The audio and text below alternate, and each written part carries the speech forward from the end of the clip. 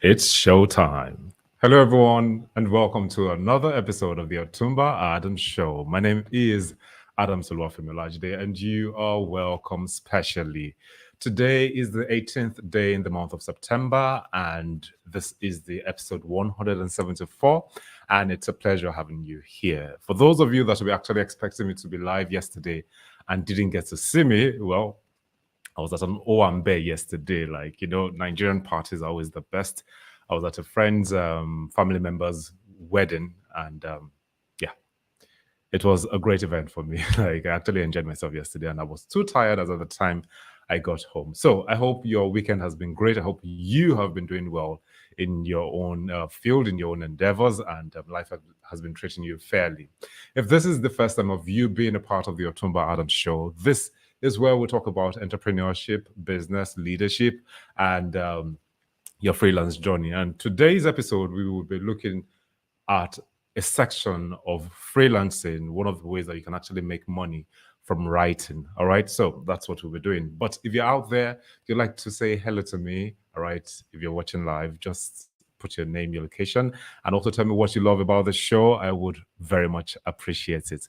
Okay. So I have about 10 points listed out here, and I would be taking them one after the other. We'll just go about it quickly. All right. So if you are within the writing nation, they're like, or probably like you studied the English language, you love to write, and you would like to find out what aspect you could actually focus on, I'll be taking us through this points briefly. Number one on the list is grant writing, all right, or becoming a grant writer. Now, what do you do? There are a lot of people that always bid for grants and try to like get money either for the academics or for an NGO. Now, you as a grant writer, you can specialize in this particular field and then decide that, like, okay, I would start writing grants for non-governmental organizations. I'll start writing grants for people who are trying to like do a research and need money to fund their projects. All right. So that's the whole idea about being a grant writer. And trust me, they actually do make a good amount of money. I don't think we actually have so much of them here in Nigeria. So you could actually venture into it and then like probably do more research about it, how to write grants. And once you're good at it, especially for those who help people to do this Tony Elumelu grant, I think there have been people that like I've seen over the years that like they'll tell you that, are you trying to like write a grant for the $5,000 that Tony Elumelu gives both Nigerians and other countries in Africa?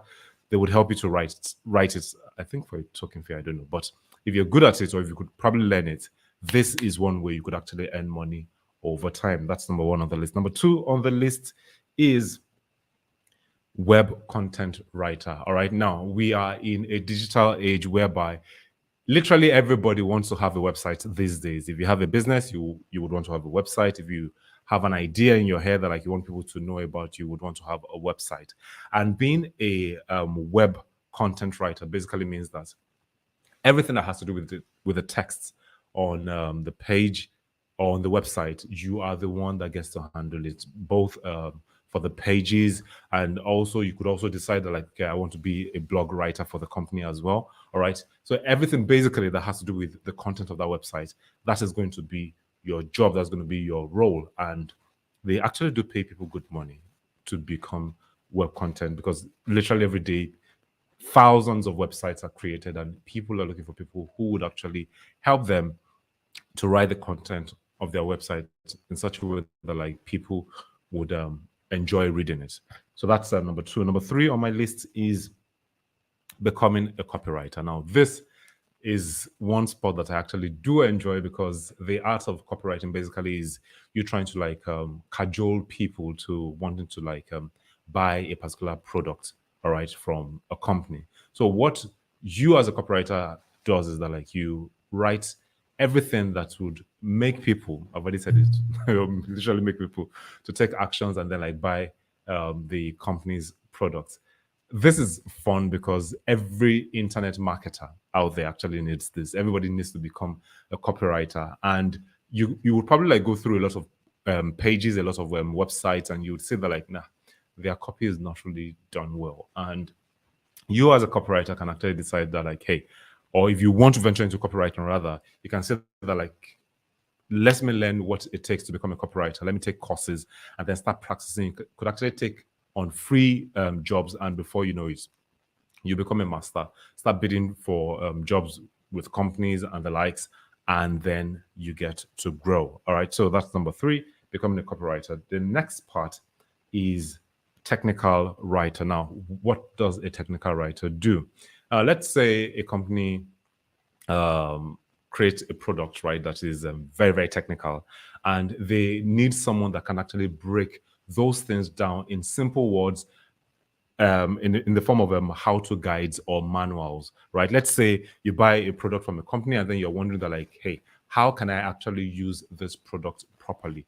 The role of a technical writer is that they would break down all the steps for you as a layman to be able to understand understand what that product does and how to actually use that product.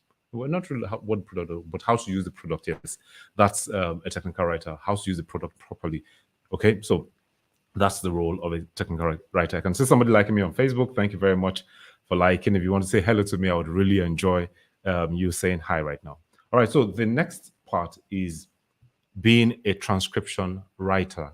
Now, there are a lot of companies that have events, and during the event, right, all the words spoken, all the audio for the event, or probably like for whatever it is, they would want it to be transcribed into text. Okay, if you know that like you're patient enough to be able to like listen to audios and then sit for hours transcribing from the audio that you're listening to down to text, then trust me, you would actually make a lot of money from it. Now, one of the ways that like I realized that people, or one of the shortcuts rather, that's what I wanted to say, one of the shortcuts I realized that people actually do is the fact that they would get probably like Google to listen to what the audio says, and then they would then like the Google voice would now transcribe it to text, but it would not be correct. So what you probably do is that like the first part, you let Google listen to it, and then you listen to it a second time, and you correct the part that like the Google thingy did not really get well. So that's another way that you can actually earn money as a writer. The next part is product description writer. A product description writer basically talks about what the product does, what the product is about, and the features, the benefits, all the goodies, literally about the product. All right. So that's the thing. I think I have a cream here, and let's see. Yep, there's a cream here, and there's certain things that like are written about the cream, what it's made of, blah blah blah, and the likes. Right. So that's the role of a product writer. Moving on to number 7, I'm going to like move a bit fast now, is resume and cover letter writer. Now, we have a lot of people that graduate every single year and they would want to get a job, but not everybody is actually good at writing resumes. Not everybody is good at writing cover letters. If that is going to be your niche, then trust me, you would always have people who would need your service. All right. So you could brush up your skill as to how to write top-notch resumes, top-notch CVs, and how to write convincing cover letters. And from there, you'll be able to like get people to pay you for your service. This itself is something that like would always be evergreen. As long as people are looking for jobs, trust me, you would always be in business. All right. So the next part is writing translator. Now, being a writing translator has to do with somebody who knows more than a language. Okay, so say for example, you are good with Mandarin, which is the Chinese language, or you're good with French, or you're good with Dutch, or which other common languages out there that people actually speak, and you are to transcribe it to English. Now, if you have a second language, this is where you can actually shine or outshine other people, right? All you just need to do is listen to what has been said in the other language and then transcribe it to the said language that the client would want you to transcribe it to, or translate it to rather. And in most instances, it's always in the English language, okay? So being a translator is a cool job, but one thing I also realized that like the job doesn't really come as often as you would love it to. So, but if you have the spare time, you could actually take it up as a side gig. Then moving on to the penultimate number is being a proofreader. All right, that's number 9 on the list, being a proofreader. And this basically is you proofreading whatever somebody has written, looking out for grammatical errors, spelling errors, and the likes, and then correcting it in the way it's meant to be.